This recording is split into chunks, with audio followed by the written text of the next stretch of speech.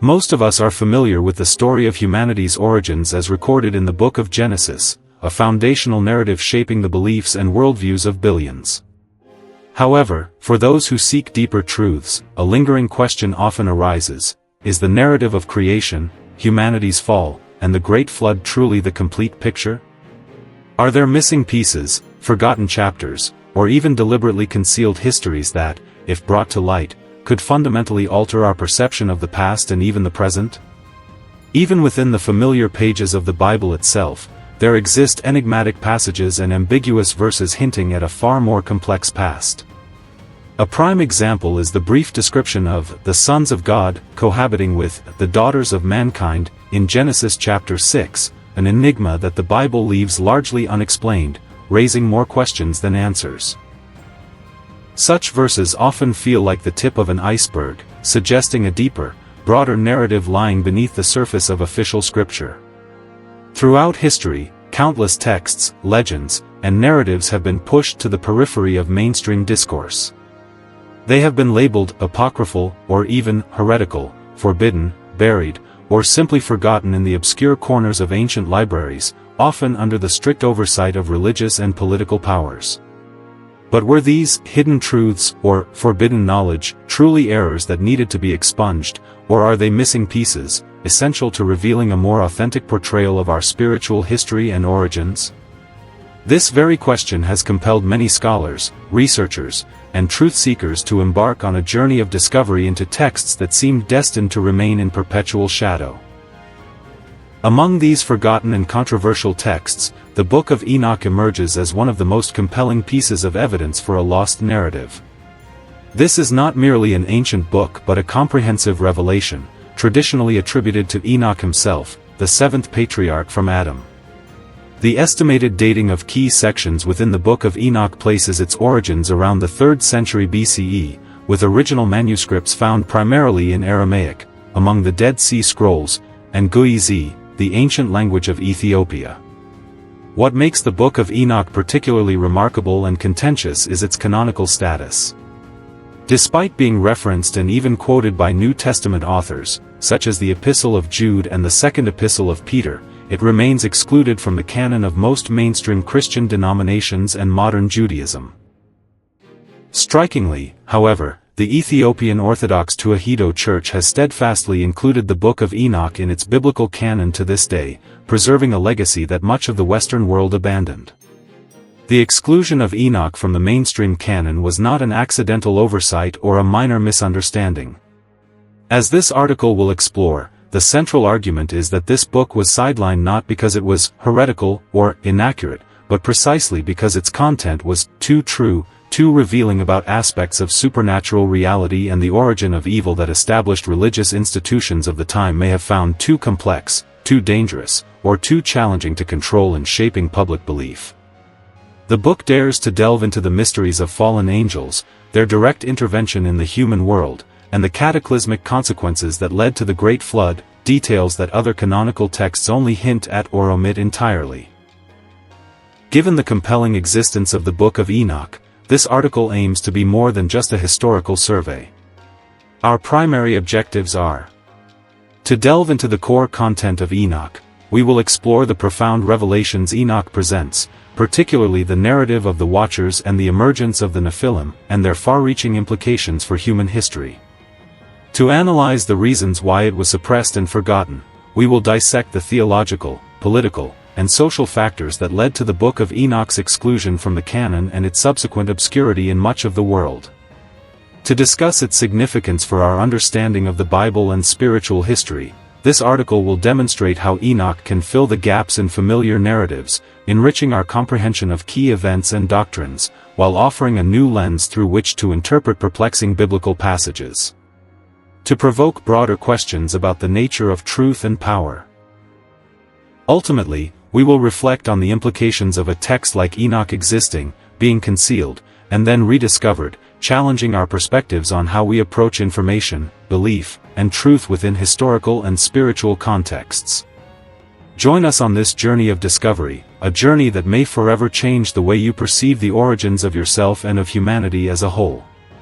Having established the absence of the Book of Enoch from mainstream canons and hinted at the mysteries it contains, we now delve into the central figure of this text, Enoch. He is an enigmatic figure, briefly mentioned in the Hebrew Bible, yet he becomes the primary narrator in one of the most significant apocryphal books.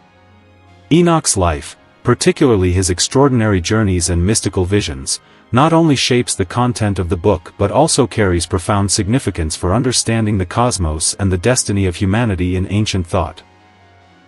In the extensive genealogy of Genesis, chapter 5, which lists generations from Adam to Noah, each character's account concludes with a similar phrase: he lived 4 years, and then he died. However, when it comes to Enoch, a striking difference emerges.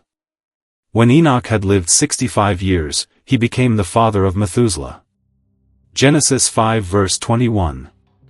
After Methuselah was born, Enoch walked faithfully with God 300 years and had other sons and daughters. Genesis 5 verse 22. Altogether, Enoch lived 365 years. Genesis 5 verse 23. Enoch walked faithfully with God, then he was no more, because God took him away. Genesis 5 verse 24. This brief passage, comprising only 4 verses, sets Enoch apart significantly from the other figures in the list. The most distinctive aspect is that Enoch did not experience conventional death like the others. Instead, he is described as walking faithfully with God and subsequently being no more, because God took him away. This is a unique event in the pre-flood genealogy. Only Enoch and later Elijah, 2 Kings 2 verse 11, are recorded as not dying but being taken up to heaven or supernaturally disappearing. Within the original Hebrew Bible context, Enoch's story suggests a special, deep, and intimate relationship between a human being and the Creator. To walk with God implies righteousness, obedience, and spiritual closeness, reaching a degree where God decided to take him away, perhaps to spare him from the escalating corruption on earth before the Great Flood. It also raises questions about the nature of life and death, hinting at an alternate destiny for those specially chosen by God. The mystery surrounding his disappearance paved the way for richer narratives and revelations to be developed in apocryphal traditions, of which the Book of Enoch is the clearest testament. The Book of Enoch is not a single, monolithic text but a compilation of various works, which scholars refer to as Enochic literature. It is divided into 5 main sections, each bearing a distinct style and focus, reflecting a process of compilation and development over different periods. The Book of the Watchers, 1 Enoch 1-36. This is the oldest part and is considered the core of the Book of Enoch. It narrates the story of the angels' rebellion, their fall due to lust for human women, their teaching of forbidden knowledge to mankind, and the appearance of the Nephilim. This section also includes Enoch's initial journeys to various lands and supernatural realms to witness the judgment against the fallen angels. This forms the primary focus of our discussion on the origin of evil and the reasons for Enoch's suppression. The Parables of Enoch, also known as the Similitudes of Enoch, 1 Enoch 37-71. This section contains revelations about the final judgment, the Messiah, the resurrection, and the destinies of the righteous and the wicked. It introduces the concept of the Son of Man as a messianic figure who will judge the world. The astronomical book, also known as the Book of the Luminaries, 1 Enoch 72-82. This part provides detailed explanations of the movements of celestial bodies, the sun, moon, and stars, and how they adhere to the cosmic order established by God. Enoch is guided by the angel Uriel through the laws of astronomy and the calendar. The Book of Dream Visions, 1 Enoch 83-90. This section includes 2 dream visions of Enoch. The first dream describes the impending Great Flood. The second, more famous, is known as the Animal Apocalypse, which recounts the history of the world from Adam to the final judgment in symbolic animal form. The Epistle of Enoch, 1 Enoch 91-108. This is a series of exhortations, encouragements, and prophecies concerning the weeks of history, leading to righteousness and judgment. This section concludes with Enoch's final messages to his children. While all 5 sections are significant, the Book of the Watchers, 1 Enoch 1-36, is often considered the heart of the work, containing the most groundbreaking revelations about the origin of evil and the angel's intervention in human history, which largely accounts for the book's exclusion from the canon. Unlike ordinary mortals confined to the visible world, Enoch was granted the extraordinary privilege of undertaking transcendent journeys, transcending the boundaries of conventional space and time. He was taken to distant lands, sacred realms, and places of punishment, all for the purpose of witnessing and recording what no human was otherwise permitted to see. Visions of the heavenly realms. During these journeys, Enoch was guided by angels to visit the heavens.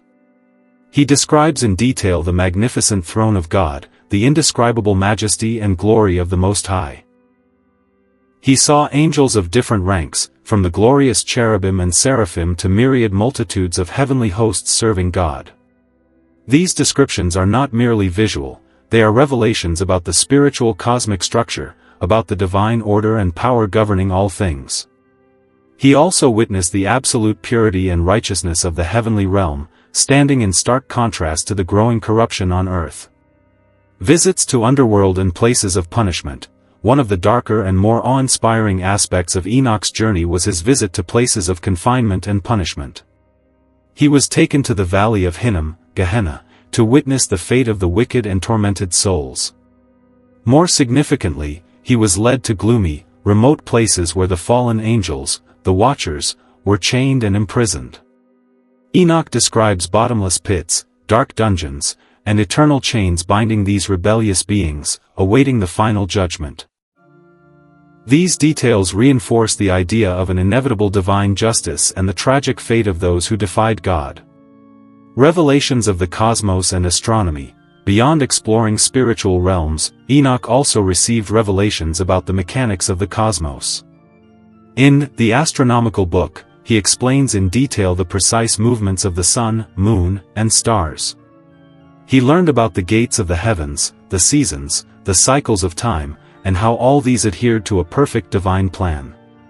This understanding was not mere scientific knowledge, it was also proof of a cosmic order established by God, an order that the fallen angels attempted to pervert by teaching humans distorted astronomical knowledge for purposes of magic and divination. Enoch's role extends far beyond that of a mere observer. He was chosen as a prophet, not only to receive revelations but also to convey them to future generations. In particular, Enoch's role as a scribe is immensely significant. Throughout his journeys, he was repeatedly instructed by angels to write down everything you see and hear, e.g., Enoch 14:1, 81:1. This scribe aspect underscores the authenticity and importance of the revelations. It transforms Enoch from a mysterious figure into a trustworthy messenger, entrusted with the task of transmitting supernatural messages directly from the heavenly realm. He recorded events that had transpired, what was happening in unseen realms, and what was yet to come for humanity. His pen was not merely a tool, it was a bridge between the earthly and the sacred, a means for profound truths, grave warnings, and vital prophecies to be preserved and passed down to posterity. This dual role, both witnessing prophet and meticulous scribe, reinforces the authority of the Book of Enoch as a unique and indispensable source of information about pre-flood events and the veiled secrets of the universe. The previous section led us through Enoch's life and mystical journeys, revealing his unique role as a witness and scribe of cosmic secrets. Now, we delve into the heart of those revelations, exploring the story of the Watchers' fall, an event that shaped pre-Diluvian history and illuminates the complex origins of evil according to the Book of Enoch. Identity and initial role of the Watchers. According to the Book of Enoch, before the world descended into the corruption that led to the Great Flood, a specific group of entities was entrusted by God with a crucial mission. These entities were called the Watchers, or in some ancient Jewish traditions and translations, they are identified as the sons of God, Bnei Elohim, a term also found in Genesis 6 verse 2 and Job 1 verse 6. Who were they?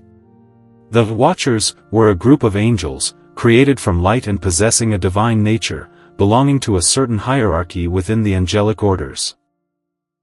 Unlike angels whose primary duty was direct service to God in the heavenly realms, this group was given a specific role related to the earthly domain, they were angelic beings dispatched to Earth.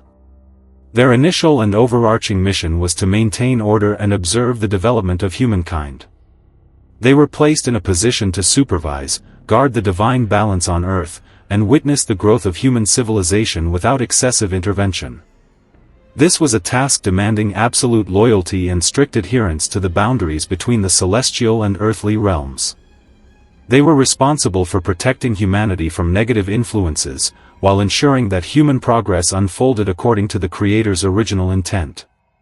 However, their very proximity to humankind and their observation of uniquely beautiful creations led to a tragic event that permanently altered the trajectory of world history. The rebellion on Mount Hermon. Despite being tasked with maintaining order and observing from a distance, the Watchers failed to uphold their loyalty and purity. Their rebellion did not occur spontaneously but was driven by a powerful motive and organized precisely. The reason for the fall: lust for the daughters of men. The core cause leading to the Watchers' fall is clearly described in the Book of Enoch. It was their lust for the daughters of men, Enoch 6:2. As they observed humanity, particularly the earthly women, these angels became enchanted by their physical beauty. This lust was not a fleeting attraction, it constituted a grave violation of their nature and their mission. From a spiritual perspective, this lust represents a descent from the pure, divine nature of angels. It signifies a surrender to carnal desires, a craving to experience what is material and physical, which was forbidden to them. This was a betrayal of their non-physical essence and of the Creator, who had established clear boundaries between the heavenly and earthly realms. The desire to unite with humans, to procreate a hybrid lineage, was an act that overstepped their authority and shattered the divine order. From a physical perspective, the fascination with women's physical beauty led these angels to abandon their spiritual roles. They desired to take wives, father children, and experience the finite and material life of humans. This reveals a decay in their will and a renunciation of their sacred duty in pursuit of earthly pleasures. Leadership of the rebellion: Azazel and Semjaza. This rebellion was not an unorganized event but had clear leadership. Two main figures are named as the instigators and commanders: Semjaza, or Semiaza, and Azazel, Enoch 6:3. Semjaza is described as the chief of the 200 Watchers who swore together. His role was that of the organizer, the one who conceived the idea and gathered accomplices. He was aware of the severe consequences of this action and proposed a covenant to ensure that none of them would abandon their decision once they began. Azazel: although Semjaza was the senior leader, Azazel was an incredibly significant figure with far-reaching influence on humankind. He was the one who taught humanity forbidden knowledge, particularly how to craft weapons, adornments, and sorcerous techniques, thereby sowing violence and corruption into the world. Enoch 8:1.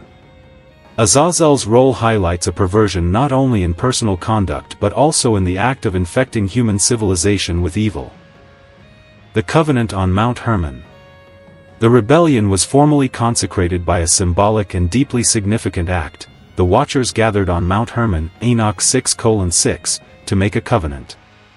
Mount Hermon, a high peak in what is now the Lebanon and Syria region, became the historical site for this tragic event. The significance of establishing this covenant is paramount. Mutual binding: the angels were aware of the gravity of the action they were about to undertake. They knew it was a violation of divine law and could lead to terrible punishment. Therefore, they swore an oath to one another that none would back out or retreat when facing the consequences. This was an act of collective commitment to rebellion. Shared responsibility: this covenant ensured that all who participated would share the same fate, and no one could shift blame to another. It forged a tight alliance in sin, deepening the extent of their betrayal. Symbolism of rebellion. The act of making a covenant on a high mountain, close to the heavens, carries symbolic meaning of direct defiance against the Most High. It was an implicit declaration that they were willing to face the repercussions to satisfy their desires. Thus, the event on Mount Hermon was not merely the beginning of a rebellion but the very moment when the free will of angelic beings led to a destructive choice, sowing the seeds for a new kind of sin and reshaping the nature of evil in the visible world. Consequences of the fall. The rebellion of the Watchers on Mount Hermon was not merely an act of divine betrayal, it unleashed catastrophic consequences that permanently altered the trajectory of pre-Diluvian human history. Their actions sowed the seeds for a new type of sin, not confined to the moral sphere but deeply ingrained in the physical, spiritual, and intellectual fabric of the world. The birth of the Nephilim. The most direct and shocking consequence of the covenant on Mount Hermon was the birth of the Nephilim, hybrid beings resulting from the union of the fallen angels and the daughters of mankind. The Book of Enoch provides detailed descriptions of these peculiar creatures, far surpassing conventional imagination. Detailed description: the Nephilim were not merely ordinary offspring, they were giants of immense stature, possessing extraordinary strength and a brutal nature. Their size is described as far exceeding human proportions, making them a significant threat to human existence. Brutal nature. The Book of Enoch, 7:2-6, depicts the Nephilim's nature as not just gigantic but also exceedingly ferocious. When the earth's food production became insufficient to meet their enormous appetites, they began to devour men.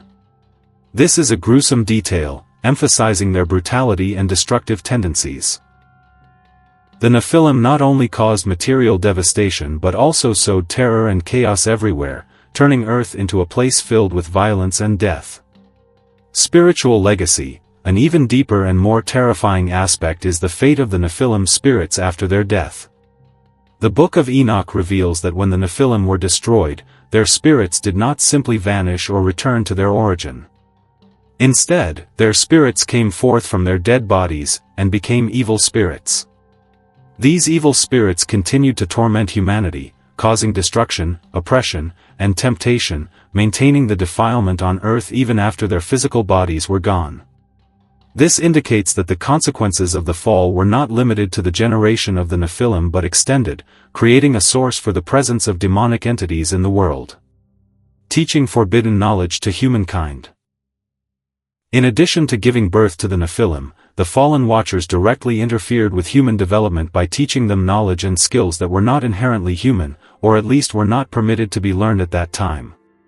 This knowledge, though seemingly useful initially, was perverted by malicious intent and led to widespread corruption. Azazel and the skills of warfare/vanity. Azazel, one of the main leaders, is credited with teaching humans how to craft weapons, swords, daggers, shields, and adornments, bracelets, ornaments, the art of eye makeup. Enoch 8:1. Meaning of teaching weaponry. While metalworking skills could lead to progress, teaching the crafting of weapons pushed humanity onto a path of endless warfare and violence. It transformed humans from simple beings into destructive enemies, escalating aggression and brutality in society. Meaning of teaching adornments and beauty. The teaching of jewelry and makeup, though seemingly harmless on the surface, fostered vanity, physical obsession, and social distinction. It caused humans to focus on appearance rather than essence, leading to envy, deceit, and moral decay. These very skills initially enchanted the angels, and now they were passed on to humans to cause unhealthy allure and luxury. Semjaza and enchantments. Semjaza, the leader of the Watchers, is said to have taught humans about enchantments and the use of root cuttings for occult purposes. Enoch 8:3. This opened the door to magic, sorcery, and pagan rituals, leading humans away from a pure relationship with the Creator. Other angels and perverted knowledge. The Book of Enoch also lists other angels who taught specific types of knowledge. Distorted astronomy and astrology. They taught about the signs of the sun, moon, and stars, but not for humans to understand divine order, rather to serve divination and astrology, practices attempting to predict or control the future without God's will. Divination and magic. Various forms of divination, from fortune-telling to interpreting omens, were imparted. Witchcraft/sorceress medicine and alchemy. Some angels taught remedies and healing techniques, but in a way that blended with magic and pagan rituals, corrupting the original purpose of healing. Overall impact of this knowledge: the dissemination of forbidden knowledge led to widespread corruption. Humans were not only morally misguided but also spiritually and intellectually perverted. Enoch 9:6-9.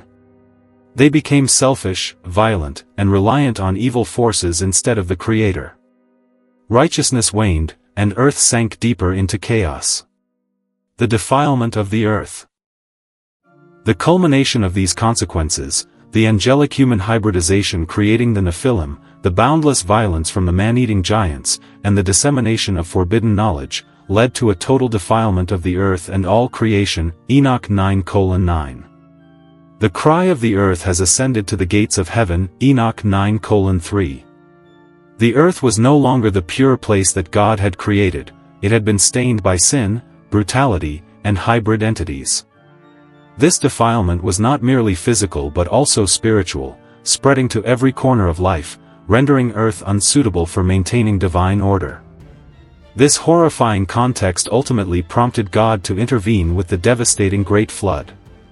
Connecting with the Bible, Genesis 6 verses 1-4, deciphering an enigmatic passage.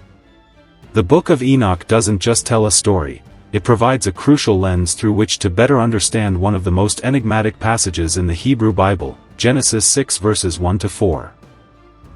When human beings began to increase in number on the earth and daughters were born to them, the sons of God saw that the daughters of humans were beautiful, and they married any of them they chose. Then the Lord said, "My spirit will not contend with humans forever, for they are mortal, their days will be 120 years. There were Nephilim on the earth in those days, and also afterward, when the sons of God went to the daughters of humans and had children by them. They were the heroes of old, men of renown." Analysis of Genesis 6 verses 1-4.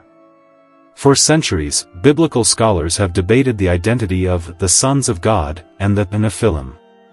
Theories include: the sons of God were the lineage of Seth, those who followed God, marrying the daughters of Cain, the worldly ones. The sons of God were powerful kings or rulers marrying ordinary women.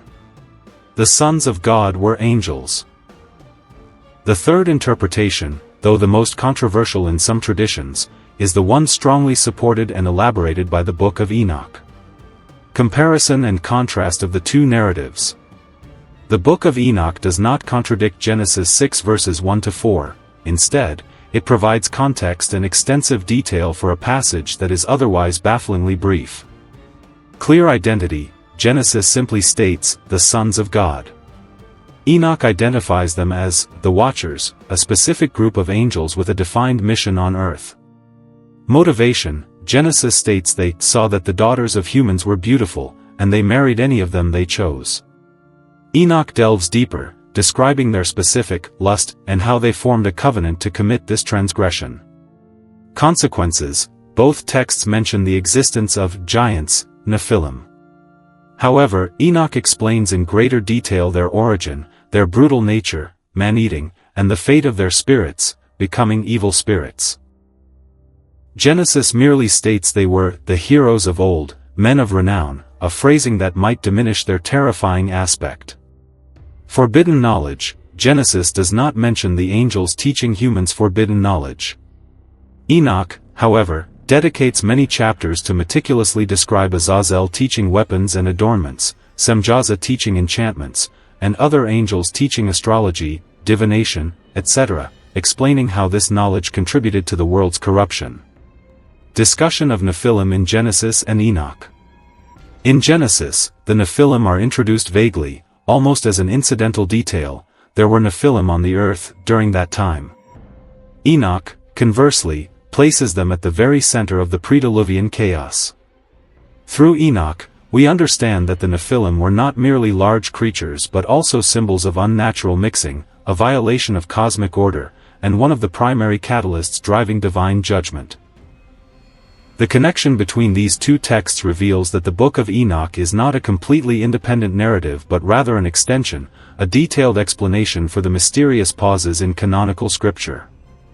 It provides a deeper theological and historical foundation for understanding why God had to enact the devastating Great Flood, not merely due to an increase in human sin but because of a profound defilement stemming from the intervention of supernatural entities.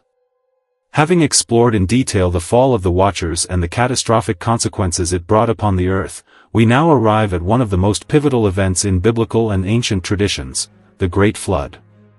While the Book of Genesis presents this event as a punishment for humanity's escalating wickedness, the Book of Enoch provides a much deeper and more complex perspective on its true causes and the nature of this divine judgment. It was not merely an act of retribution but a cosmic cleansing, a crucial event to restore a shattered order.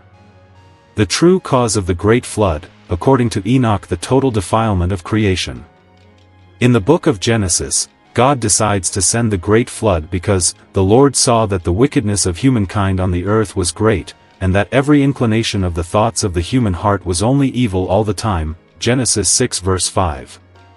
This is a clear and morally justifiable reason.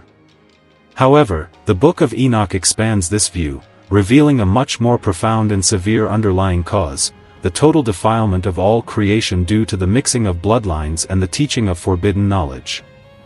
More than just human sin, according to Enoch, the rebellion of the Watchers and the birth of the Nephilim introduced a new level of defilement, transcending ordinary human moral decay. Mixing of bloodlines, the unnatural union between angels and humans created hybrid beings, the Nephilim, whose very existence was a violation of the created order. The bloodline of the Nephilim, with its supernatural and violent origins, polluted the blood of the earth. Their presence and man-eating behavior, Enoch 7:2-6, were not just sinful acts but also biological and spiritual contamination of the living environment. Dissemination of forbidden knowledge, the angels' teaching of illicit skills and knowledge to humans, weaponry, enchantments, astrology, etc., not only led to moral corruption but also distorted humanity's intellectual and spiritual essence. Humans became entangled in magic, divination, and false worship, perverting their relationship with the Creator. This was a cognitive and spiritual defilement, drawing humans away from righteousness and truth. The earth's cry, the Book of Enoch describes how this defilement caused the earth to groan and cry out to heaven, Enoch 9:3. This indicates that the transgression affected not only humans but also the entire ecosystem and material substance of the planet. The earth was infected by violence, hybridization, and sin, rendering it unsuitable for maintaining the divine order originally intended by God. The flood as purification and reconstruction. From Enoch's perspective, the Great Flood was not merely a punishment but a radical measure to purify all of creation. Eliminating hybridization, the primary purpose was to eradicate all traces of unnatural mixing, the Nephilim, their remnants, evil spirits, and the influences of forbidden knowledge. It was a large-scale, cosmic cleansing to purge the supernatural plague that had spread everywhere. Restoring original purity, by sweeping everything away, God intended to re-establish a clean foundation for life. The flood symbolizes rebirth, an opportunity for earth to be washed clean of all defilement and return to its primordial purity, where humankind could start anew under God's rule and guidance without interference from fallen angelic elements. A cosmic reset, Enoch presents the Great Flood as a cosmic reset event, necessary to prevent corruption from spreading to an irredeemable extent. It was an urgent action to safeguard God's long-term creative plan, ensuring that a pure lineage of humanity could still exist and flourish. The choice of Noah, preserving the pure lineage. In the context of global defilement and decay, Noah emerges as a beacon of hope, a special individual chosen by God to begin a new chapter for humanity. Genesis 6 verse 9 describes Noah as a righteous man, blameless among the people of his time, and he walked faithfully with God. This highlights his moral character. However, the Book of Enoch provides a deeper insight into the meaning of Noah being blameless. Noah, blameless, an uncontaminated bloodline. According to the Book of Enoch, Noah's description as blameless, Hebrew, tamim, does not solely refer to his moral purity or sinlessness. It carries a specific meaning related to his bloodline. In the context of widespread angelic-human hybridization, Noah's bloodline remained pure, not contaminated or mixed with the blood of fallen angels or Nephilim.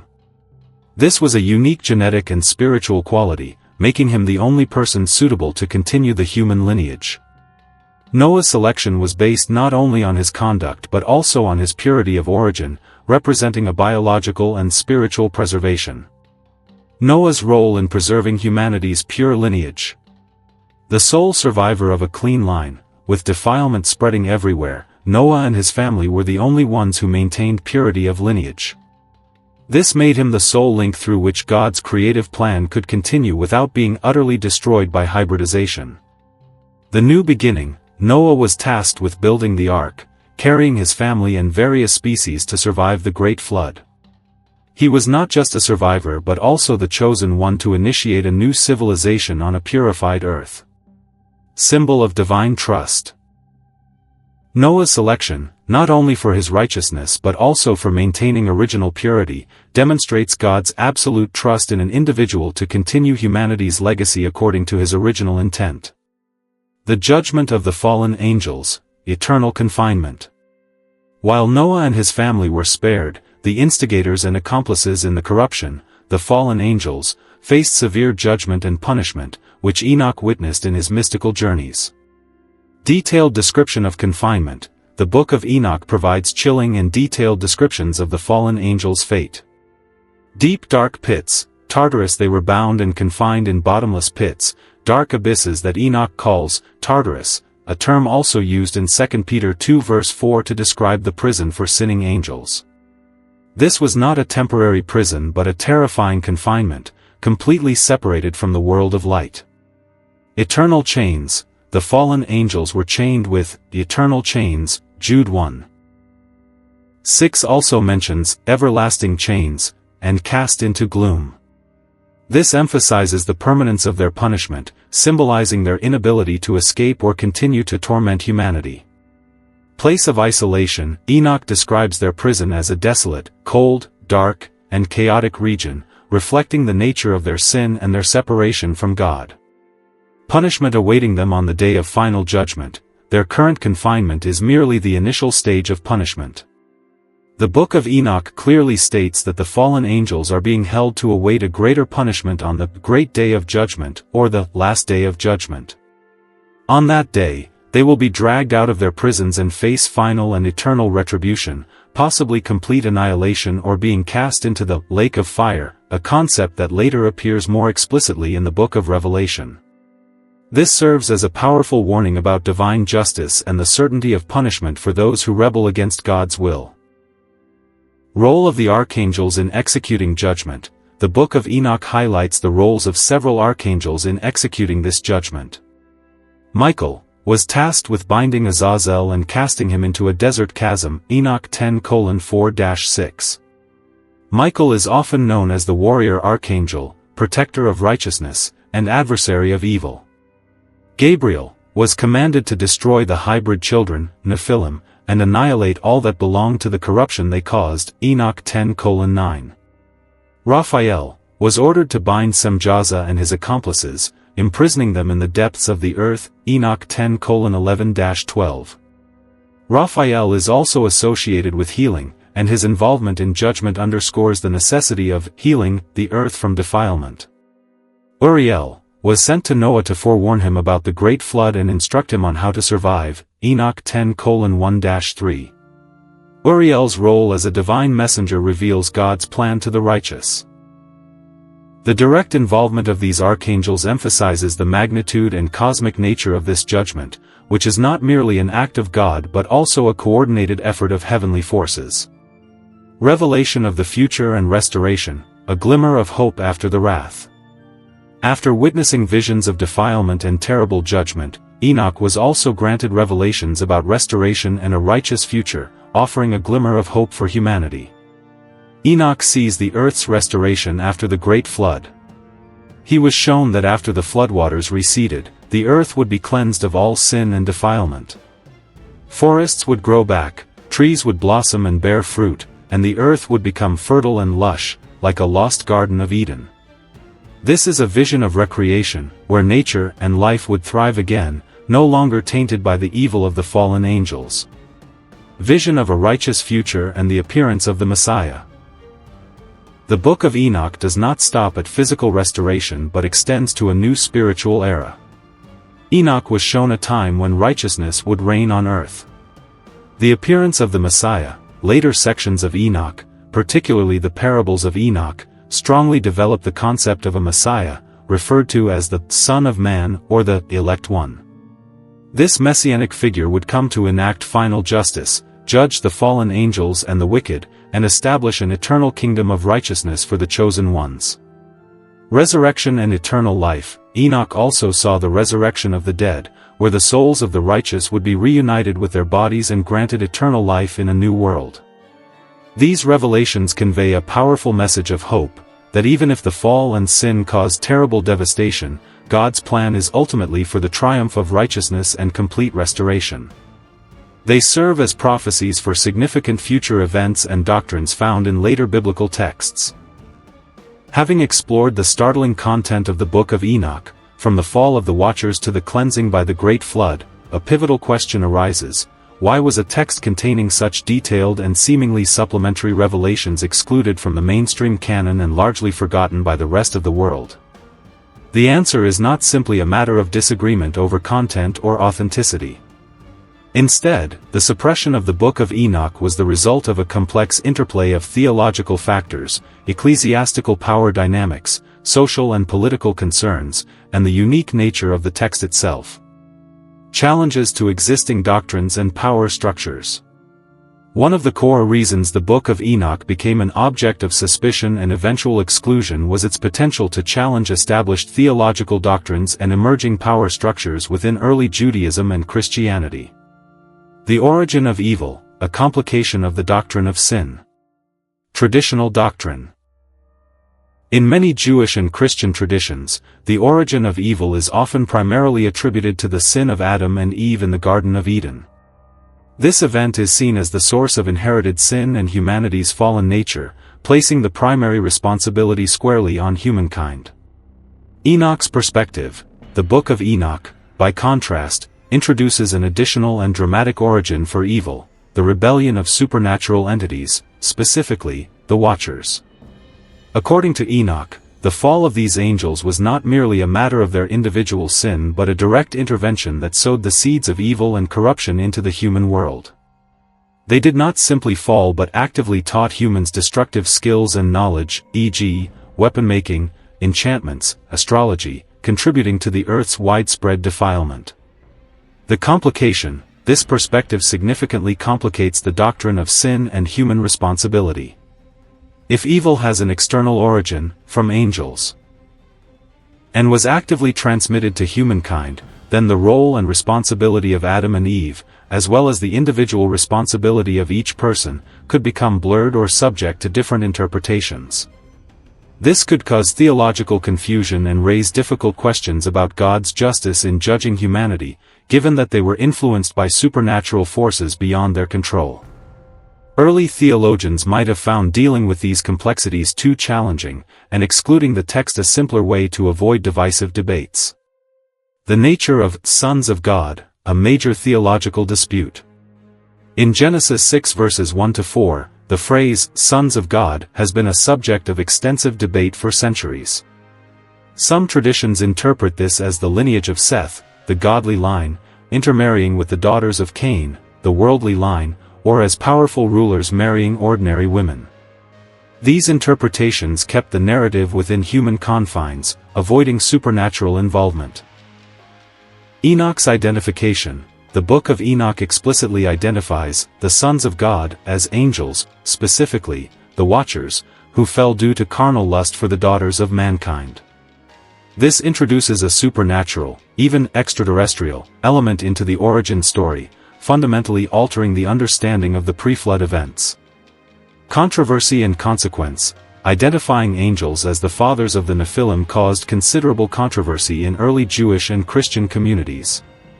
Some theologians felt this contradicted the non-physical nature of angels or opened the door to dangerous speculation about relationships between angels and humans.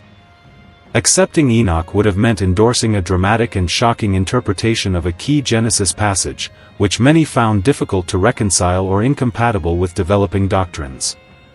Theological questioning, challenging God's omnipotence and omnibenevolence. The content of Enoch could raise uncomfortable questions about God's attributes. If angels, perfect creations of God, could rebel and cause such immense destruction, what did that imply about his omnipotence and omnibenevolence? Difficult questions. Why did God allow the fallen angels to cause such widespread destruction that he had to obliterate the entire world with the Great Flood? Could God not have prevented this from the outset? Such questions, if not carefully addressed, could undermine some people's faith in God's absolute control and infinite mercy. Early religious leaders likely found dealing with these complexities too challenging, and excluding the text was a simpler way to avoid potentially divisive debates. Highly symbolic and mystical content. Beyond direct theological challenges, the style and content of the Book of Enoch also contributed to its marginalization. Descriptions of heavenly realms, hell, and strange creatures. Enoch contains vivid and detailed descriptions of supernatural realms, the heavens, God's throne, angels of magnificent appearance, as well as the abysses of hell where the fallen angels are confined. Strange creatures like the Nephilim, with their semi-human, semi-demonic nature, and the evil spirits that plague the world after their death, are vividly portrayed. Mystical and unrealistic nature. For some theologians and church fathers who aimed to maintain a pure, simple, and comprehensible image of faith, these descriptions might have been considered too mystical, fantastical, or unrealistic. They might have worried that such imagery would lead congregants into wild speculations, distracting from the moral and relational core of faith as presented in canonical books. The graphic nature of Enoch could have been deemed too intense, distracting, or even irreverent. Complexity of time cycles and celestial mechanics.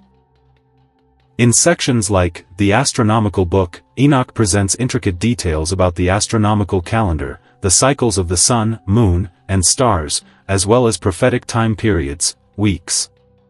Difficult to comprehend and control, this information, while perhaps fascinating to ancient astrologers or scholars, was incredibly complex to fully grasp and to control in the context of mass doctrinal instruction. Misinterpretations or misunderstandings of these cycles could lead to unusual cults, false prophecies about the end times, or erroneous beliefs about the nature of the cosmos. For religious leaders striving to build a systematic and unified doctrine, Enoch's complexity was more of a burden than an asset. Threat to the authority of the canonical scriptures.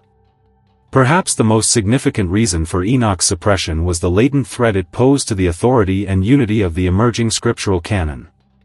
Precedent for other texts. If the Book of Enoch, with its rich and detailed accounts of supernatural revelations, were to be accepted as the Word of God or divine revelation, it could set a dangerous precedent. Other groups might then demand recognition for their own texts as inspired, leading to significant chaos in determining what constituted authentic, divine word. During this period, the lines between orthodoxy and heresy were not always clear-cut, and church leaders were highly cautious in establishing which texts would form the foundation of faith. Accepting a text like Enoch could have undermined this process and led to an uncontrolled fragmentation of doctrine. Religious councils and canonical decisions. In the early century CE, religious councils, such as the Council of Laodicea around 360 CE, the Council of Hippo in 393 CE, and the Council of Carthage in 397 CE, played a pivotal role in determining which books would constitute the Bible. These councils were not merely confirmations but processes of deliberation, debate, and exclusion. Undermining authority, introducing Enoch into the canon after such decisions had been made could have undermined the authority of these councils and the church fathers involved. This would create a dangerous precedent, allowing any group to challenge the church's choices and introduce new texts, thereby destabilizing the unity and coherence of the belief system. Doctrinal unity was paramount for an expanding church facing numerous dissenting sects. Concerns regarding social and political influence. Beyond theological and ecclesiastical power factors, the Book of Enoch was also excluded due to practical concerns about the social and political influence it might wield. Encouraging curiosity in magic and divination. The narrative of angels teaching humans forbidden practices like enchantments, astrology, and various forms of magic is presented in vivid detail in the Book of Enoch. Although these angels act with malicious intent and lead to corruption, the very detailed description of such knowledge could be interpreted as encouraging curiosity in practices considered impious or magical. In a society where Christianity was striving to establish moral and spiritual authority, condoning a text that might lead believers toward magical practices was unacceptable. The Church Fathers actively sought to eliminate anything that could cause confusion or encourage pagan rituals, and Enoch, with its content, clearly posed a risk. Potential to challenge existing social or political structures. The Book of Enoch speaks not only of the fall of angels but also of judgment for the mighty and rulers on earth. Enoch's parables, in particular, often condemn the injustice and tyranny of earthly rulers. If these prophecies and critiques were misinterpreted or exploited by those dissatisfied with current authorities, it could become a tool to challenge established social or political structures. In a Roman Empire striving for stability, or within a church seeking cooperation with state authorities, propagating a text that could be perceived as inciting rebellion or disorder was undesirable. While Enoch's intent was divine justice, in the hands of opportunists, it could transform into a political instrument. Obscurity and rediscovery, from darkness to light. As a result of all the aforementioned reasons, the Book of Enoch largely faded into obscurity in the Western world for many centuries. Preserved only in Ethiopia. With the exception of the Ethiopian Orthodox Tewahedo Church, where it continued to be transmitted and remained part of the canon, translations and copies of Enoch vanished from Western libraries. It effectively became a lost book for many scholars. The rediscovery. It was not until the 18th century that Western explorers found Guizi copies of the Book of Enoch in Ethiopia and brought them back to Europe. This sparked renewed curiosity and scholarship. However, the most significant discovery came in the mid-20th century with the rediscovery of Aramaic manuscripts of Enoch among the Dead Sea Scrolls, Qumran. This provided strong archaeological evidence of the text's existence and widespread use in pre-Christian Jewish communities. This rediscovery not only heightened academic interest but also raised new questions about why such a significant text was excluded from the canon. It paved the way for deeper research, helping us to better understand the historical and theological context of early Judaism and Christianity, and to explore depths of truth that were previously obscured. Having explored Enoch's life, his mystical journeys, and, crucially, the reasons for the Book of Enoch's exclusion from the canon, we now turn to a pivotal aspect, its importance for our modern understanding of the Bible, theology, and spiritual history.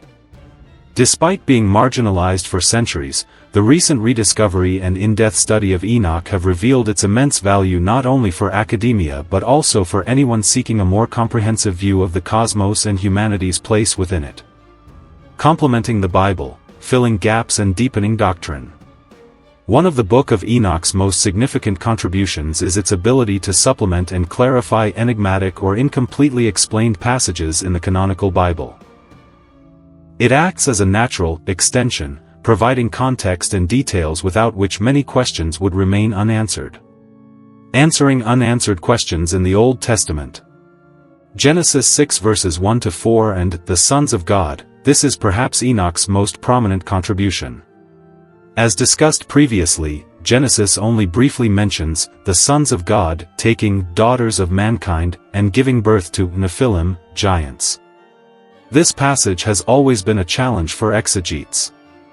The Book of Enoch fills this void with a detailed, dramatic narrative about fallen angels, the Watchers, succumbing to carnal lust, their covenant of rebellion on Mount Hermon, and the catastrophic consequences of their intervention. It provides the identity, motivation, and actions of these sons of God, as well as a detailed explanation of the Nephilim's nature and violent behavior, along with the fate of their spirits after death. Without Enoch, Genesis 6 verses 1 to 4 would largely remain an unresolved mystery.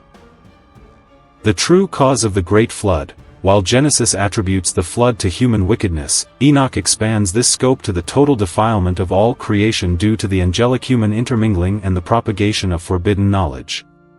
This offers a deeper insight into the severity of the transgression and the radical nature of the divine cleansing. Clarifying New Testament concepts and implicit/direct quotations. Although not canonized, the Book of Enoch clearly had a significant influence on early Jewish and Christian thought, and many of its concepts were utilized by New Testament authors, sometimes as direct quotations.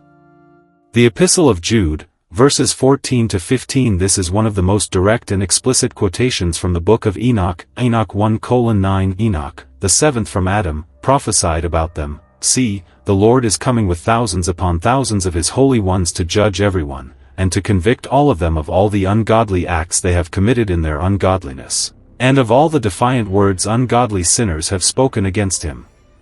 This quotation not only indicates that the Epistle of Jude regarded Enoch as an authoritative prophetic text but also demonstrates the early Christian community's familiarity with and acceptance of its content. The Second Epistle of Peter, 2:4-5. For if God did not spare angels when they sinned, but sent them to hell, Tartarus, putting them in chains of darkness to be held for judgment, if he did not spare the ancient world when he brought the flood on its ungodly people, but protected Noah, a preacher of righteousness, and 7 others. The concept of Tartarus is a Greek term often used to refer to the abyss where the Titans were imprisoned, and its application to the confinement of fallen angels reflects thought prevalent in texts like Enoch. Enoch provides detailed descriptions of fallen angels being bound and confined in deep, dark pits awaiting judgment. The concept of the Son of Man, the Book of Enoch, particularly the Parables of Enoch, strongly develops the concept of the Son of Man as a pre-existent, divine, messianic figure, chosen to execute final justice and judge the world. This concept has a profound connection to how Jesus frequently referred to himself in the Gospels. Studying Enoch can provide valuable insights into Jewish messianic expectations during Jesus' time. Names of angels and demons. Enoch is a primary source for many names of angels and demons mentioned in extra-biblical texts, and sometimes influenced later folklore. Angelology and demonology. Angelic hierarchy. Enoch offers a detailed view of the ranks and functions of angels, from archangels to various groups with specific duties. This enriches the understanding of the spiritual cosmos and divine forces. Origin of demons and the fall. More importantly, Enoch provides a comprehensive explanation for the origin of demons. It's not just a general idea of opposition to God but a specific narrative of the fall of a group of angels with a mission, driven by lust and organized betrayal. This helps clarify the nature of demons, distinguishing between fallen angels and evil spirits, the souls of the Nephilim, and their role in tormenting humankind. Historical and cultural value. A window into the ancient world. Beyond its theological contributions, the Book of Enoch is an invaluable document, offering a unique window into the thought, beliefs, and culture of Second Temple Judaism, c. 516 BCE, 70 CE, a crucial formative period before the advent of Christianity. Religious and theological thought of Second Temple Judaism. Messianic concepts. Enoch is one of the most significant texts demonstrating the development of messianic concepts, including the idea of the Son of Man and a figure who would execute final judgment. Resurrection and Judgment Day. It provides detailed descriptions of the resurrection of the dead, individual judgment, and the final judgment, highlighting the importance of eschatological doctrines during this period. Conception of good and evil. Enoch reflects the complexity in the understanding of good and evil, with the involvement of supernatural forces, which differ significantly from the simpler explanations in some other texts.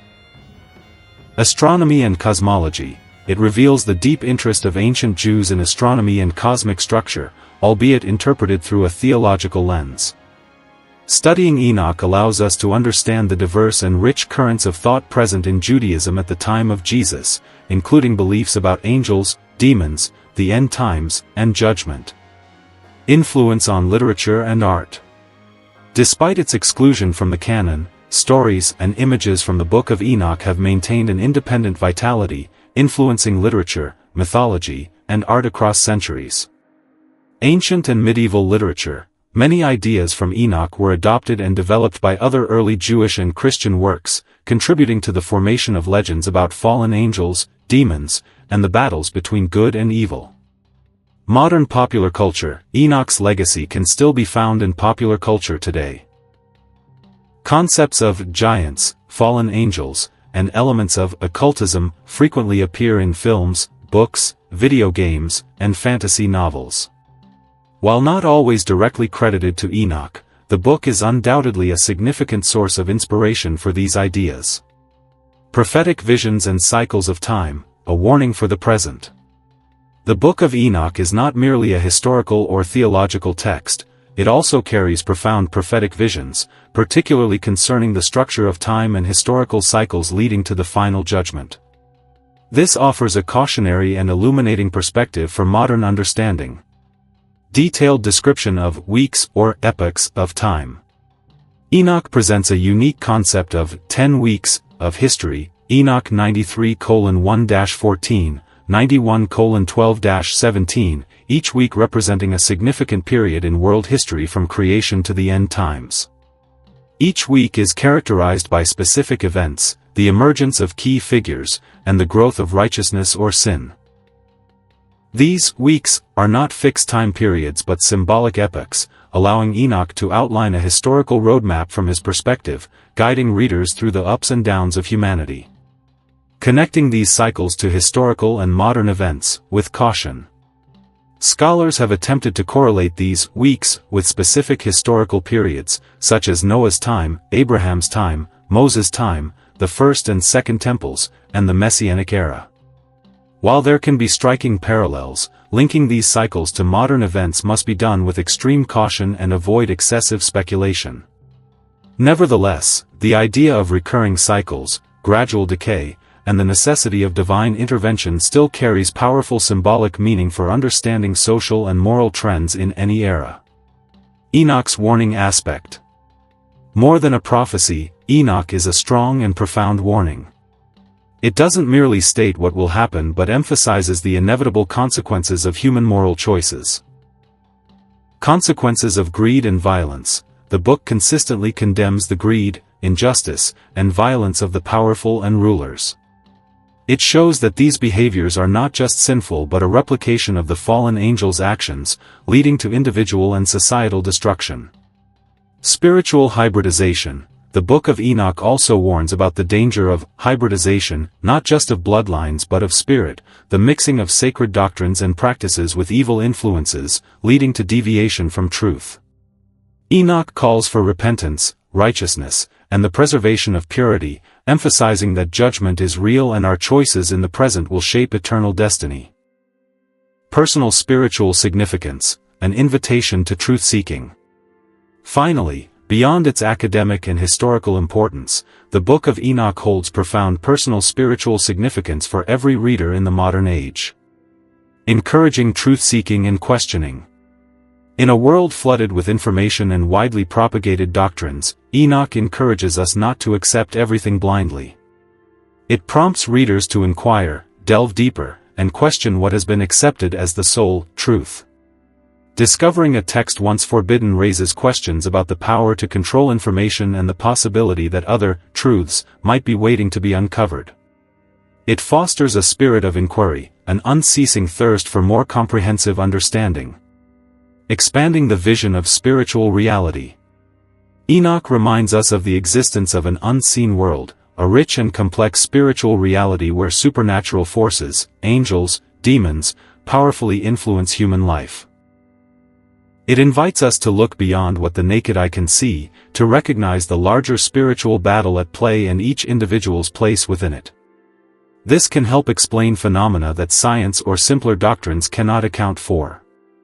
Understanding the deeper origins of evil from Enoch can help individuals cope with personal challenges, recognizing that not every problem originates solely from within themselves.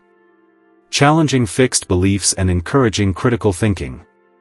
For those accustomed to a particular set of doctrines or a specific version of history, Enoch can be shocking. It challenges fixed beliefs, compelling readers to think critically and re-evaluate acquired knowledge. Confronting the reasons why Enoch was suppressed also encourages critique of institutions and their choices in shaping public perception. It serves as a lesson in information control and the importance of seeking multiple sources to form an objective view. In summary, the Book of Enoch, a forgotten yet potent text, is more than just an archaeological document. It is an invitation to delve deeper into the mysteries of the cosmos, to challenge old beliefs, and to open one's heart to a truth that is vaster, more complex, and perhaps far more astonishing than previously imagined. After embarking on an extensive exploration of the Book of Enoch, from its mysterious origins and Enoch's mystical journeys, to the shocking narrative of the Watcher's fall, the devastating consequences of the Great Flood, and the complex reasons behind its suppression, we can now summarize the significance of this text for modern understanding. Summary of key arguments. The Book of Enoch is not just a forgotten ancient text, it is a unique and powerful document that provides an unprecedented depth of insight into cosmic and spiritual history. It significantly expands the picture of pre-Diluvian events, clarifies the role of supernatural entities in shaping humanity's destiny, and unveils the complex origins of evil. The suppression of the Book of Enoch was not a historical accident. Instead, it clearly reflects the complexities of power and information control within religious history. Theological reasons, ecclesiastical authority, and social/political concerns converged, leading to the marginalization of a text containing profound revelations, rendering it forbidden knowledge. However, Enoch's value lies not in challenging canonical scripture, but in its ability to supplement and enrich our understanding of the Bible. It provides context for mysterious passages, clarifies New Testament concepts, and deepens our grasp of angelology, demonology, and eschatology. It invites us to revisit familiar narratives with a new lens, discovering previously unknown depths. Enoch's role in the 21st century. In today's era of information and expanding knowledge, the Book of Enoch is no longer hidden in ancient archives. Thanks to academic research and the widespread accessibility of the Internet, it has become more available than ever before. Its rediscovery and growing interest are testaments to humanity's yearning for more comprehensive answers. The Book of Enoch challenges us to expand our vision of history, theology, and the nature of reality. It is more than just an archaeological document, it is a mirror reflecting the existential questions that humanity continues to grapple with. It reminds us that there is more to this world than meets the eye, and that unseen forces and forgotten narratives can profoundly impact our existence. A call to action, the choice to awaken. Ultimately, the re-emergence of the Book of Enoch is a call to action. It encourages every reader to approach this text objectively and with critical thinking. This means moving beyond preconceptions, delving into its detailed content, and comparing it with what we already know. This is not an easy task, as the Book of Enoch contains truths that can be uncomfortable, potentially shaking deeply held beliefs. Nevertheless, confronting these truths is a personal choice to awaken, an awakening to a more complex spiritual history, to unseen forces, and to our true place in the cosmos. The pursuit of truth is a continuous journey, unbounded by canonical borders or traditional dogmas. The Book of Enoch reminds us that the door to knowledge is always open for those who dare to question, dare to seek, and dare to accept what might fundamentally change their perspective. Embark on that journey, for truth, however challenging, ultimately leads to greater liberation and deeper understanding.